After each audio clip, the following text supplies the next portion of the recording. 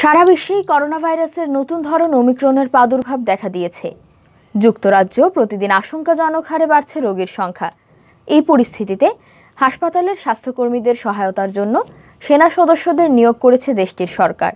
এ ব্যাপারে যুক্তরাজ্য সরকারের প্রতিরক্ষা মন্ত্রণালয়ের এক বিবৃতি বলা হয়, এখন থেকে পরবর্তী 3 সপ্তাহ পর্যন্ত ন্যাশনাল হেলথ সার্ভিস NHS যুক্তরাজ্য সরকারের কেন্দ্রীয় স্বাস্থ্যসেবা কর্তৃপক্ষ লন্ডন কার্যালয়ে 200 সশস্ত্র সেনা সদস্য সার্বক্ষণিক মোতায়েন থাকবেন। তাদের একমাত্র কাজ হবে NHS এর নির্দেশনা অনুযায়ী দেশের স্বাস্থ্যকর্মীদের সহায়তা করা। উল্লেখ্য, দক্ষিণ আফ্রিকায় শনাক্ত হওয়া করোনা ভাইরাসের নতুন ধরন ওমিক্রনের প্রকোপে প্রায় ছারখার পরিস্থিতিতে পৌঁছেছে ইউরোপ। মহাদেশটির অন্যান্য দেশের মতো যুক্তরাজ্যেও প্রতিদিনই বাড়ছে আক্রান্ত রোগীর সংখ্যা। লাখের বেশি রোগী শনাক্ত হচ্ছে প্রতিদিন, বাড়ছে মৃত্যুর সংখ্যাও।